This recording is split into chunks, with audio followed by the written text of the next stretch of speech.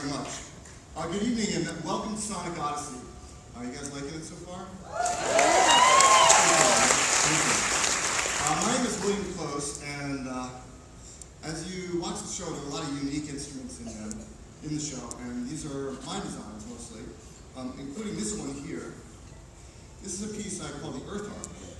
And tonight the resonating chamber for the Earth Harp is resting on the stage. And the strings are going out and attaching into the architecture of the theater. It's actually turning the theater itself into the instrument. So technically tonight we're all inside a musical instrument. The way this is, it's a purely acoustic instrument, by the way. There are no computers involved. The way it's played is with gloves, and I put a little bit of violin rosin on the gloves, and I run my hands along the strings. This produces what's called a compression wave. It's the same principle as running your finger on the edge of a wine glass, if anyone's ever tried that. The instrument is tuned with these tuning blocks that I figured out that if I mounted the blocks at a certain point on the string, I get certain pitches. So my highest notes would be up here, where the blocks are as close to the bridge as possible, and as I go down the scale, you'll notice the blocks get further and further away.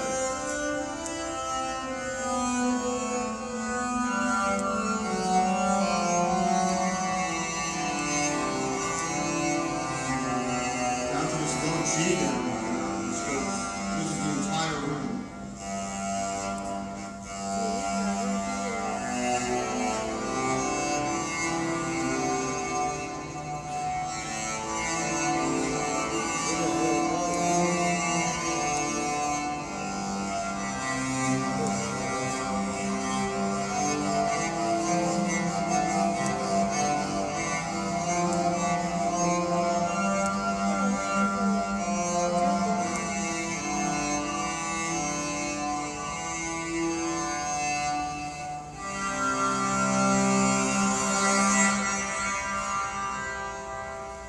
That's sort of the scoop of the Earth Harp there.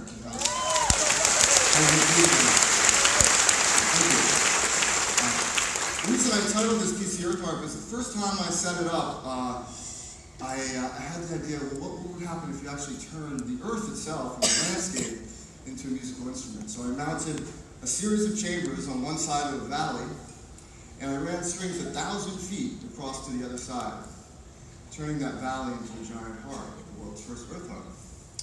I do have to say though, I've toured all around the world with it. It's been strung to the Coliseum in Rome, to the Grand Theater in China, Kennedy Center in DC, but this is the very first time that I've ever transformed a ship into an instrument. So tonight, we're making history, turning ships into instruments, things like that. So anyway, a lot of the instruments in the show are inspired by different things. When I think about the drumbrellas, those are those nice umbrellas of drums.